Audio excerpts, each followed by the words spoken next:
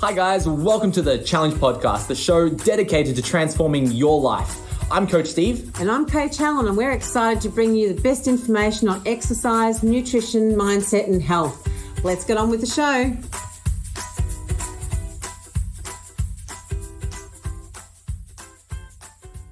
What's up guys, Coach Steve here and welcome back to another episode of the Challenge Podcast. And in today's episode, I'm joined once again with John Delinac and we talk about intensity and volume. So we start by defining what is intensity, what is volume, and then we talk about how you can progress both of these variables in your training to continue to see results. We touch a lot on what is autoregulation and how you can use autoregulation to determine if you should increase your volume or increase your intensity. And then we touch on our good friend cardio and its importance in our progressive overload and how we can use cardio to get stronger and to lose weight. So guys, sit back, relax, and enjoy this conversation with JD and myself on intensity and volume. What's up guys, Coach Steve here and welcome back to another episode of the Challenge Podcast. Today I'm joined with another coach, John Delinac. John, welcome back to the Challenge Podcast. Thanks mate, good to be here. Mate, we're going to be talking all about training and intensity and volume, so all the fun training things. But mate, I'd like to ask you to start. When someone talks to you about training intensity, you obviously lift a lot more than I do. How do you define intensity in your own training and the clients that you train?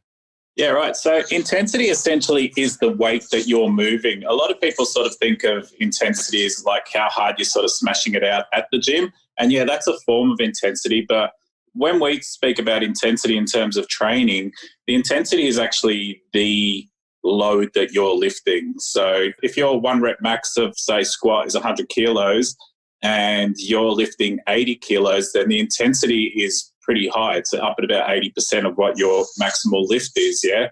Whereas if you're doing 50 kilos, then it's a lesser intensity and it's, down towards your 50% because, 50 of 100 is 50%. Yeah, so that's what intensity is in terms of training and programming, the way I go about it and the way it is in working with weights, basically, if that makes sense. Yeah. So then in contrast, how would you define volume then? So volume is the total amount of work that you're doing in any one block in a training session or, a mesocycle, microcycle, whatever you're doing. So it's basically sets times reps is your volume basically. So yeah, if you're doing 5 sets of 10, then, you've done 50 reps or whatever. Mm-hmm. So that's your volume for that particular exercise or body part or whatever you're training at the time. So yeah, that's your volume. Yeah, I guess there's like a common debate within the fitness industry as in, should I be constantly aiming to increase my intensity or the weight that's on the bar, or should I be aiming to increase the volume? And that is for progressive overload reasons. And I think it really comes down to the goal of the output that you're trying to achieve. Commonly, we look at increasing volume for hypertrophy, and we look at increasing intensity for powerlifting or weightlifting events. But within your own personal training and then training clients yourself, do you tend to lean to one side or the other? Like, do you tend to focus on increasing volume or do you tend to focus on increasing intensity over time? Following laws of like progressive overload and things like that, I essentially increase both over time and until I find where a person, where they begin to fatigue, their maximal recoverable volume is what they call it, your MRV. So when you start seeing people, going into the gym, like, my clients, for instance, if I start them off at a certain volume, a certain intensity, over those next, say, 4 to 6 weeks, depending on the individual and their training experience and what their goals are, I will increase each week. The volume will slightly increase, the intensity will slightly increase on most exercises so that we're getting their bodies to progressively overload and adapt to those changes and get stronger, get fitter, get whatever their goal is, if that makes sense. So we're constantly making the body have to adapt and get better at whatever it's doing. And then you get to a point where you start seeing diminishing returns where they're starting to feel fatigued, they're not hitting the reps that they should, they're not completing sets properly and all that sort of stuff, they're feeling lethargic and whatnot. And then you know that you've sort of reached their maximum recoverable volume. You're getting to a point now where if you start pushing them any further, they're kind of starting to go into that overtraining mode. Do you know what I mean? You hear a lot of people talk about overtraining, but to get to that point is quite hard, but it is definitely achievable, or people do get to it. So, you've got to closely monitor your client and see how they respond. And then you can kind of work out what sort of blocks that they can work in before they get a deload. And then in a deload, you reduce their volume and intensity. And it just lets them sort of let their body recover and to sort of dissipate all that stress that they've built up over those weeks, be it training stress and be it, stresses everywhere else or whatever. So then you give them a deload week. Usually from that, you see that they recover really well again. They start, they're just doing the movements, but at a lesser intensity, lesser volume. And then the following week, they're ready to smash the gym again. And you watch their previous numbers get smashed in the next block because they've had that recovery, and you start all over again. You slowly start bringing up that intensity, start bringing up that volume until you see that pattern occur again. Does that make sense? Yeah, I like it. I think the answer to that would be it all depends, right? It depends on the person in front of you. And I like that you brought up all those other factors that can influence someone's ability to recover from training, because we need to really consider the person as a whole, that whole biopsychosocial approach to fitness, because you and I and people can add training stress and training volume to their life, but then they've also got a family, they've got their careers, they've got work, they've got all the other stresses in their life that can impact their ability to recover.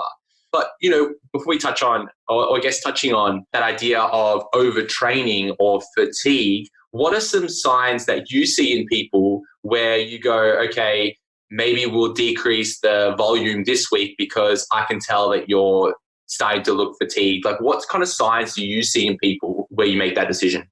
It can be a whole factor of things. It can be just the way they approach the bar. You can sort of see if someone's over it already. Do you know what I mean? And, either they've had a bad day, and if they've had that, they normally tell you anyway when they get to the session. They let you know, that sort of thing. Or it could be that they're just kind of like, they've had enough of that exercise. Their body's telling them, no, I don't want to get under a bar and squat that 100 kilos again because I'm stuffed. You know what I mean? So it's things like that. Breakdown in technique. You watch them squat or bench press or whatever exercise they're doing, and you can just see that their form's, all over the place. Their head's not in it. It's usually things like that. You just sort of see technique breaks down. They're just not into it. They're not enjoying it. And you sort of know that, okay, they've kind of reached their maximum on that. We need to find something that's more enjoyable. You find the same sort of exercise is going to give similar results, but you find something different, and it's so much more fun for them. Then they're like, oh, great, this is a change that I can enjoy, and they get back into the training again. Yeah. I think for me personally, if I go to the gym and I'm 1 or 2 sets into my training and I start yawning, that's a telltale sign for me. That's it. Go home. It's done. No more training to you. You need a deload or to reduce the training intensity or the volume. I think some other signs would be sleep disruption. I think for some people who suffer from an increase in disrupted sleep, that could be a sign that you're starting to get into that overtraining world. And then I think just overall soreness as well. I think just that overall joint soreness or that muscular soreness is a sign that we're starting to reach that maximal recoverable volume that you kind of touched on before. Yeah, there's so many factors, and that's where it's important to always communicate with your client. Like at the start of every session, I sort of ask them how they're feeling, blah, blah, blah, have they slept well, blah. And you kind of start to see it in this session. Things start to come out. Yeah. Now, I guess for the people listening, I think we can go through how we would judge someone to increase their volume or their intensity. So let's say someone's coming to their session and they without giving the answer away, they're coming to their session, and what kind of signs do you see in somebody that you then decide to add some weight on the bar for them or increase their intensity in their training? If you just see that they're smashing it out like it's a warm-up, basically, if they're moving the weight effortlessly and, it's like there's no stress at all, then, and it sort of comes down to that RPE, which is, your one way of testing where you're at with all your sets.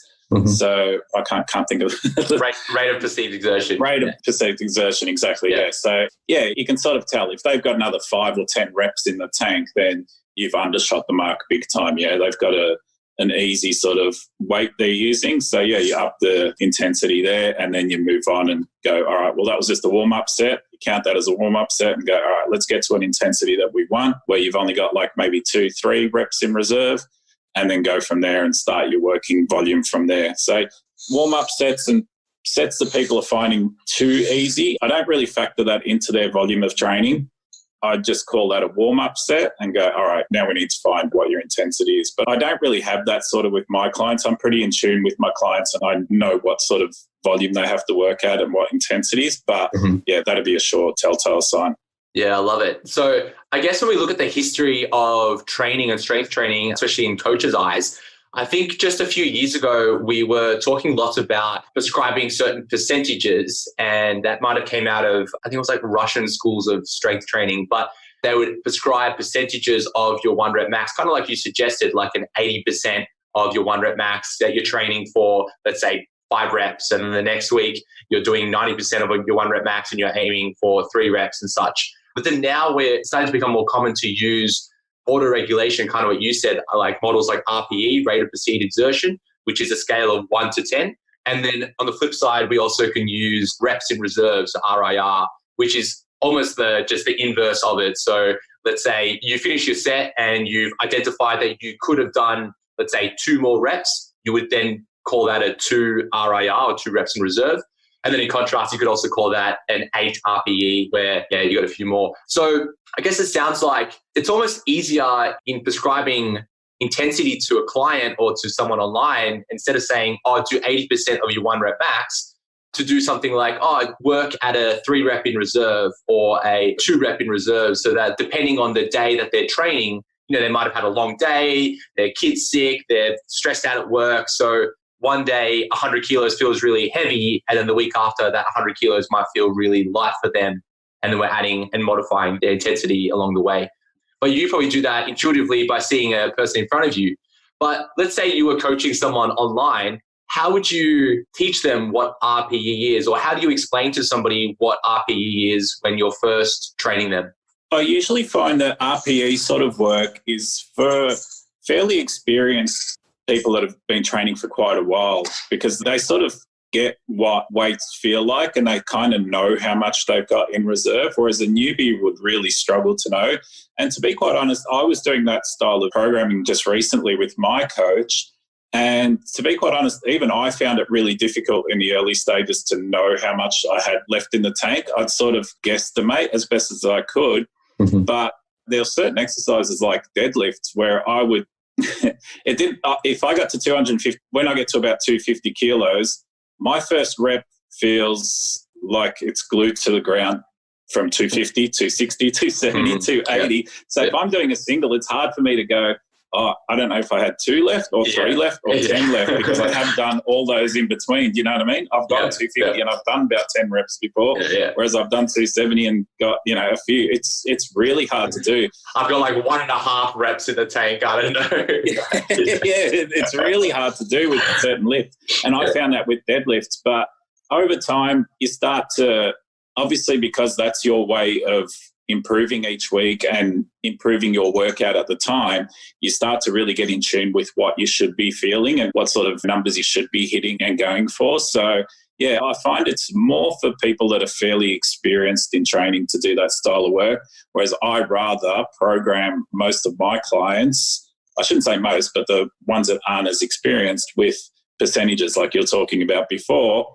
But I do have a chart that I work off that does have RPE. It's an RPE scale. So I'll sort of look at that scale and go, well, if they work at 80% and they're aiming for 6 reps, they should have about 4 reps in reserve. So that's kind of where I want them to start that program on. Do you know what I mean? So I already work off a chart that sort of estimates what people's RPEs should be. So I kind of combine both without my client actually knowing that they're doing RPE work. I've kind of taken that guesswork out for them and said, well, if you're doing 80%, theoretically, you should be able to do 8 reps of that for maximum. And to do an RPE of 8, you should be getting about 6 reps out. So I'll program, 80% at 6 reps. And I know they've got 2 reps in reserve, so they're not busting their ass and trying to do that 8 reps and go, why is this so hard? Do you know what I mean? Because we don't need to work to failure every time. So, yeah. Yeah, I love it. You're completely right. Where someone who's brand new to the gym, there's a much higher rate of error when predicting their reps in reserve or RPE. And even advanced trainers like myself, I would go into a gym and I'm like, oh, I want to work at a 2 rep in reserve. And then you'd get to rep, 10 on a bench press. And you're like, oh, do I have 2 more or do I have 3 more? I'm not quite sure. So it can be quite hard. I think if you want to start considering those qualitative factors and how it feels, it's really good as a reflective process at the end of the set. Because I feel like a lot of people simply don't train anywhere near failure, as in they would be doing a 50% of their 1 rep max and then stopping at, rep number 10 when they could easily do a lot more, or stopping, 5 reps in reserve short from failure. So a really easy reflective process to do at the end of your set is to ask yourself, okay, how did that feel? How many reps could I have done if I just kept on going? Or just rating it out of 10 in terms of difficulty. I think it's very easy to say, oh, it was hard. That's an easy word to label it. But putting a number to it, saying, oh, it was maybe a 7 out of 10. I think you can't label something like a 7 out of 10 if you don't know what 10 out of 10 is. So if you haven't trained to maximal failure in a safe way, as in maybe under a machine that could keep you safe and train to absolute failure, you know what absolute failure is. And I'm sure if you had a PT or a buddy or you and I standing next to you telling you to do more and more and more, you probably find that you could do more and more and more. So I think people simply, just don't train anywhere near the failure. Yeah, and that's a good point. Because I come from a powerlifting background, I guess we'd always be training with training buddies and stuff like that. And that was a really good way to work out what your RPEs were, because you might feel like that deadlift moved at 1K an hour, but they're like, man, that flew up. Do you know what I mean? And then they're like, you had 2, 3 left there. And that's where it's good to have a training buddy as well that sort of knows the way you move, because in your head, you're like, man, that took forever to get to lockout or whatever. But they'll be like, nah, you did that at whatever speed you'd normally do and have 2 or 3 left up your sleeve. So you're like, yeah, okay, that makes sense then. You know what I mean? Having training partners that are pretty in tune with your training is a good way to sort of help you through those sort of things too. Do you ever do that with the videos? Like, as in, would you take a video of yourself, watch it back and go, oh, that felt really hard, but you watch it and go, oh, that looked technically perfect, Yeah, and that's another great way of doing it too. Yeah, I definitely record all my warm-ups, all my training sets, and then go, yep, that was easy, that much easier than it felt. Do you know what I mean? So, yeah, that is a good way of doing it as well. Yeah. Now, on the contrast, we talked a lot about intensity. When we're talking about volume, a common question that comes up in the challenge, and I guess people I've worked with, is always wanting to do more, either adding more sets to an exercise or adding more exercise to the total volume of the day. So can you speak a little bit about the idea of adding more and more volume and what effects that could have on your body or your training or your, I guess, progress through fitness and progression? Yeah, well, like you touched on, if people are able to keep adding more and more volume and they're wanting to add more and more sets or more and more reps, it's usually because they're not working hard enough like they should be. Yeah, their intensity isn't up. So, intensity always comes back into it. But if you are working at a decent amount of volume, then you're not going to want to have to add more sets and reps all the time. But over time, if you just keep beating yourself up when you go to the gym and adding more and more volume, doesn't matter how you feel, how wrecked you are, and you're like, nah, I've got to add more volume this week, I've got to keep adding more volume, you just end up accumulating a lot of fatigue. And you can sort of start to go backwards over time, because we do hit that point of overtraining, like I touched on earlier.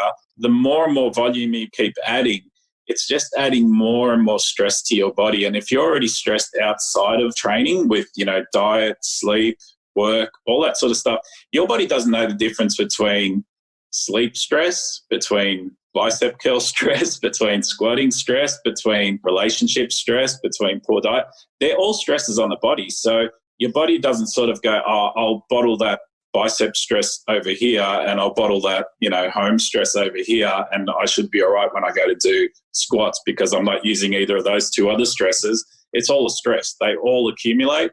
Then, the more and more volume you keep adding, and it goes past that maximum recoverable volume that I spoke about again, then you're going to start seeing diminishing returns. You're going to feel poorly. You're going to perform poorly in the gym. And you can go backwards. You can start losing muscle and gaining fat because of those stress levels go up and cortisol increases. And, there's a myriad of things that happen. But does that cover what you meant?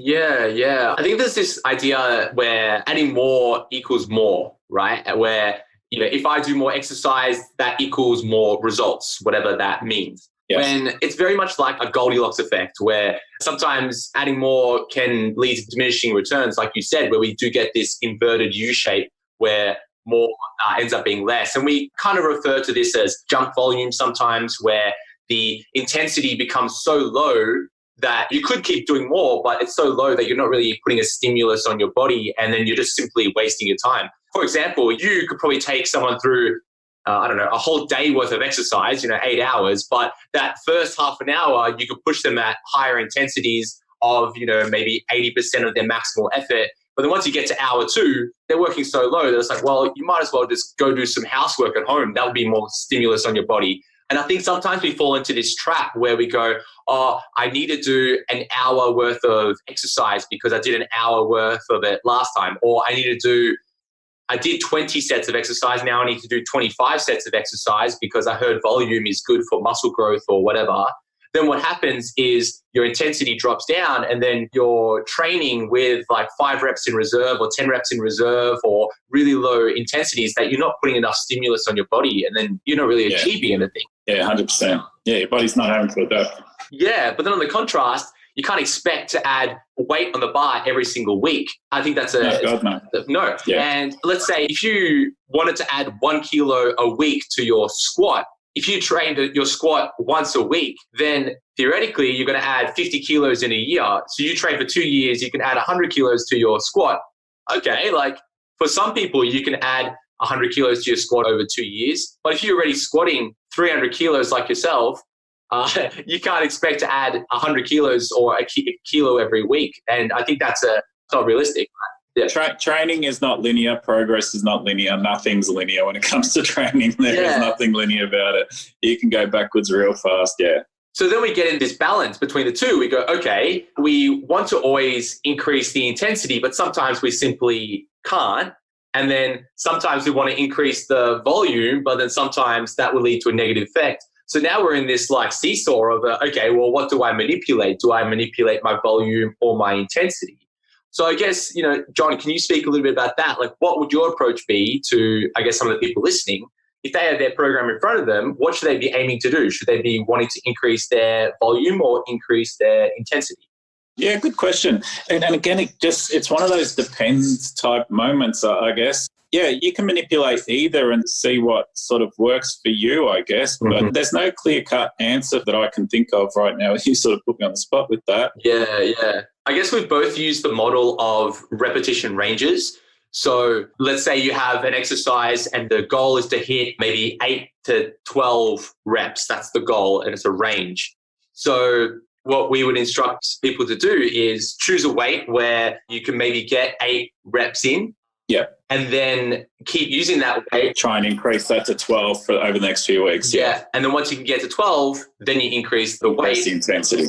Exactly. Yeah. And that's a progression model. And then I've recently come across another concept of double progression where you would have a set range and a rep range. So you might have 2 to 4 sets of, 8 to 12 reps. So sometimes you may find that you can hit 12 reps of a bench press for 2 sets, and then it drops down to maybe 10 reps on the bench press for the 3rd set. And then the 4th set, you can only get 4 reps.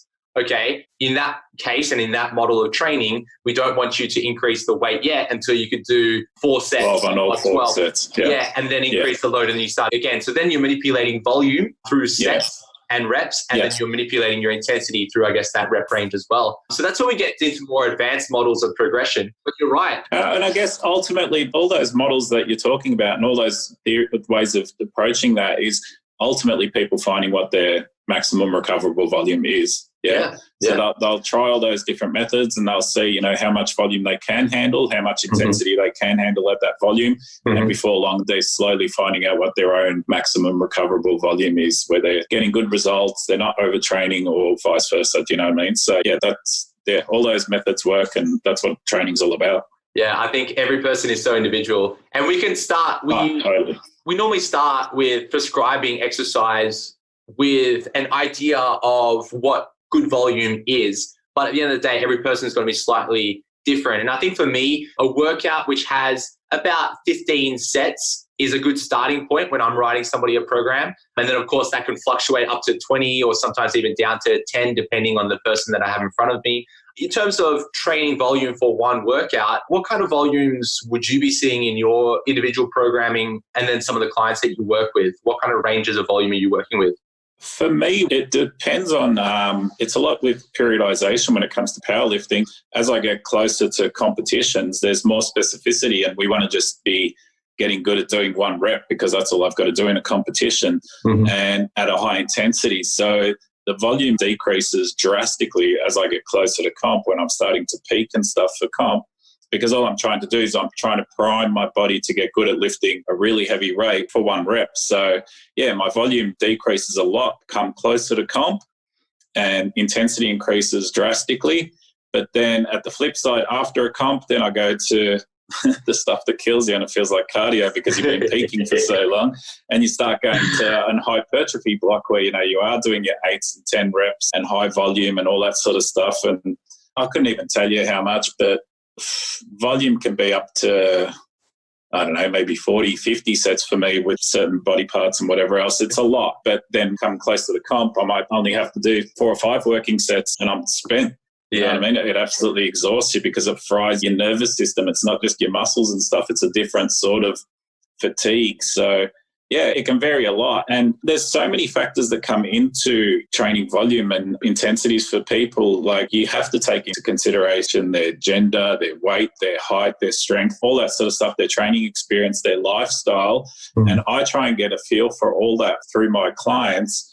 And yeah, I've got formulas that I can actually put in that gives you a rough idea of how much volume you should be using for that particular person based on all those factors. So their gender, their height, their weight, their age, because you find, females can usually handle a lot more volume than males can. They don't need as much rest between sets, all that sort of stuff. And it's generally just because they don't work at higher intensities like guys do, yeah? So not to say that girls aren't strong by any means or anything like that, but you're more likely to find guys that can squat 400 kilos, and you're going to find girls that can probably max at 200-300 kilos, do you know what I mean? And things like that. So there's many factors that come into the way I program volume for clients and whatnot. So there's no one size fits all at all. It's very individualized for me. Yeah. I think even just that question of how much time do you have to train in a day versus how many times a week can you train, it drastically changes the volume prescription. Because if you had someone that could train for 3 hours any day of the week, okay, then you could make a plan for that. But if you have someone that can only commit 2 hours a week total, so 2 days a week of 1 hour of training, okay, then you'd have to prioritize and modify the volume there so that you can actually get some good overload. I guess from here, I just want to quickly touch on training to failure. I think that's was and might be common advice that you may hear in gyms. But the concept of training to failure would be to take a set to a 10 out of 10 RPE or a 0 RIR. Can you speak a little bit about how you would speak to someone about training to failure, if they should train to failure, how often they should train to failure, and then if there are any benefits of always training to failure? Yeah, I think there's a time and place for that sort of stuff, definitely. Training to failure, I don't think needs to happen at every single exercise, on every single workout of every single day. Sure, on some isolation exercise or something like that at the end of your session, yeah, go by all means, thrash out your biceps or your hamstrings or whatever you're doing. But yeah, just going to that point where you're always just trying to go to absolute maximum at every exercise you do, the likelihood of you sustaining injury or something like that is greatly increased, because with maximal efforts, technique often breaks down. By the end, you're doing sloppy reps and whatever else, and that's where people can hurt themselves. If you're doing that all the time as well, you can accumulate too much fatigue again, which will diminish the returns that you get on the next workout, because you're going to be so sore from the previous one that you'll perform poorly on your next workout.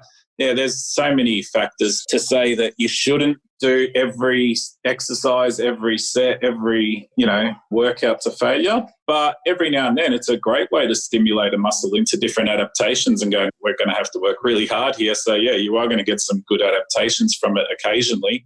So yeah, I do to failure every now and then with clients and stuff like that, with drop sets or whatever else. But always keeping at forefront is technique with me. As soon as I see someone's technique break down, I'm like, all right, that's enough. You stop that. I know you can do another 5 reps, but I don't want to injure you and then not have you as a client again and you're going to hate me or whatever. And, you don't want to hurt your client. So there's a point where, you've got to sort of be sensible about it. Yeah, totally agree. I think first it really comes down to the definition of failure. So I guess we can almost describe it under maybe 3 umbrellas. So the first one would be like technical failure. So like you said, your technique breaks down, technical failure, stop, you've had enough.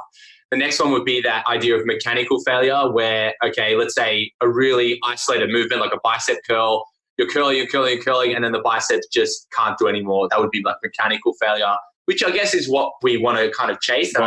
Yeah. And then there's that other one of like psychological failure, such as, maybe you've got a really heavy load on your back, you're squatting, but then you kind of mentally give up. You go, oh, no, I've had enough.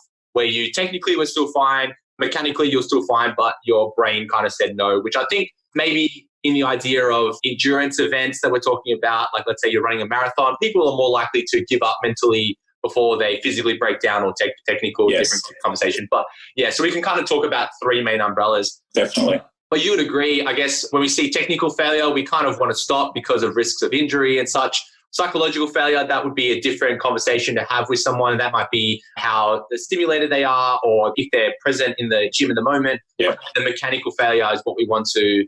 What we're chasing. And I think in that context, it depends. And without getting too nerdy, when we talk about muscle protein synthesis, we see a very linear increase in muscle protein or the development of muscle from about 4 reps in reserve. So there's quite a linear relationship. But then once we go from 4 reps in reserve, 3 reps in reserve, 2 reps in reserve, 1 rep in reserve, that kind of actually flattens out a little bit. So we can actually see very, very similar muscle adaptations if we have someone stopping at about 4 reps in reserve or even going to failure. But inversely, we see a very exponential increase in fatigue for someone getting closer and closer to failure. So then we start to question that overlapping of, okay, we could theoretically get the most muscle growth if we stop at 4 reps in reserve versus 1 rep in reserve. But if we get closer to 1 rep in reserve or 0 reps in reserve, we get a very, very drastic increase in stimulus. So you said it perfectly where we go, maybe we don't want to take every single set to failure because that's just going to exponentially increase our levels of fatigue, our recoverability, and then our overall affecting our MRV like you were talking about earlier. But then way back in our conversation, we were saying that people simply don't train anywhere near their absolute mechanical failure. So even in that sense, if you walk away from this podcast and go, Steve and John were telling me to stop at 4 reps in reserve, I don't even think you're getting anywhere near 1 rep in reserve or 0 reps in reserve. I don't think you've ever experienced a 0 rep in reserve. And you might not experience that unless you had someone yelling at you to do another squat because you probably have a few more reps in you. Yeah. So I guess my recommendation would be to aim for that 1 to 2 rep in reserve so that you're getting close to your perceived level of failure.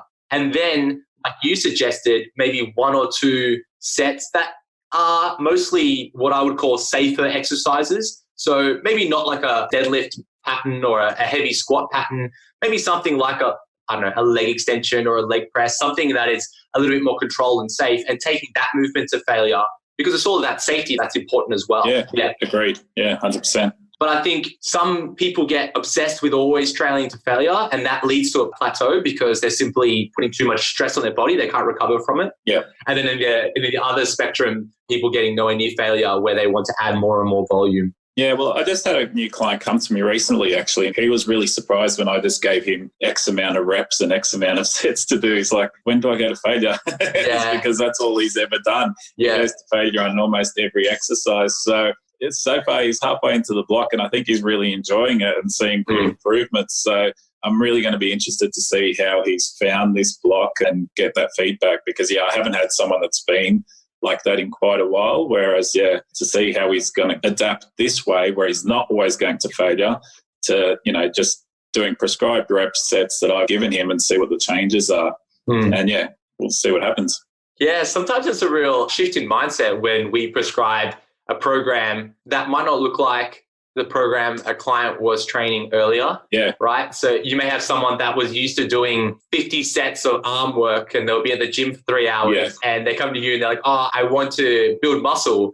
And you kind of look at it, whoa, like you were really doing this before. And then you kind of take it back to basics. But then what you find is just bringing it back to basic training principles we see such amazing results. And that's it. It's just a change in stimulus that can lead to better results, yeah? And the same flip side, if I start to do a few extra sets to failure here and there, I'm sure I'm going to see benefits from that too, because I haven't done that in a while. So, there's a time and place for everything. And that's where you do periodized programming, so that you do sections of your workouts or you periodize, throughout the year, where you are doing lots of work, lots of volume, high intensity, blah, blah, blah. You're always shifting and changing, so that your body's always having to shift and change in a positive way as well. I love it. I love it. Look, John, let's wrap it up there, mate. We've kind of talked a lot about intensity and volume. And if someone had any questions about their own program and their volume and their intensity and approaches, and they wanted to ask you a question, how could they get in contact with you? Probably the easiest way to get in contact with me is through Instagram at One More Rep. It's my handle there. Or if they're on the Facebook, Max's and Maxine's page, then by all means there as well. But usually Instagram. If you hit me up on Instagram, I'm always on that. So you can just shoot me a message there and I'm happy to help and chat. Awesome, John. Thank you so much for being on another episode of the Challenge Podcast. Thanks for having me, Steve. Cheers, mate.